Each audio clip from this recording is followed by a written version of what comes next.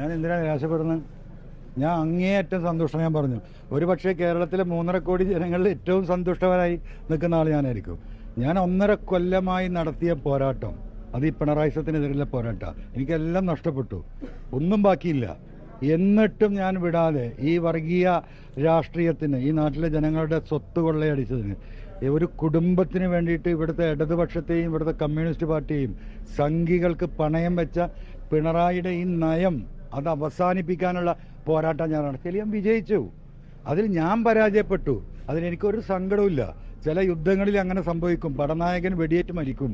യുദ്ധം ജയിക്കണം. ആ യുദ്ധം ജയിച്ചതിൻ്റെ സന്തുഷ്ടിയിലാണ് ഞാൻ. അത് കേരളത്തിലെ ജനങ്ങൾക്ക് ആശ്വാസം നൽകുന്ന നല്ലൊരു ഗവൺമെൻറ് അടുത്ത 5 വർഷം ഇവിടെ വരാൻ പോവുകയാണ്. അതിൻ്റെ കൂടെ സന്തോഷത്തിലാണ് ഞാൻ.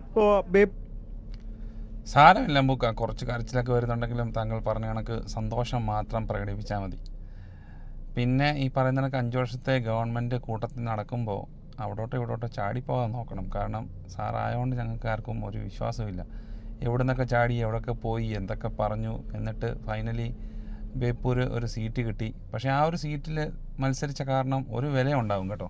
കാരണം റിയാസിനെതിരെ മത്സരിച്ചു, ഭൂരിപക്ഷം കുറയ്ക്കാൻ സാധിച്ചു എന്നൊക്കെയുള്ള ഒരു കൃതാർത്ഥത നമുക്ക് മനസ്സിലുണ്ടാവും. എന്നാലും മാറി മാറി ചാടി കളിക്കാതെ ഇനിയും ആ ഒരു ബേപ്പൂർ തന്നെ നിങ്ങൾ കണ്ടിന്യൂ ചെയ്യുവാണെങ്കിൽ അടുത്ത പ്രാവശ്യത്തേക്ക് വേണമെങ്കിൽ നമുക്കൊന്നുകൂടെ ട്രൈ ചെയ്ത് ആ സീറ്റ് തിരിച്ചു പിടിക്കാവുന്നതാണ്. അപ്പം ഓക്കെ, അപ്പോൾ നിങ്ങൾ അവിടെ തന്നെ തുടരുക എന്ന് എനിക്ക് പറയാനുള്ളൂ.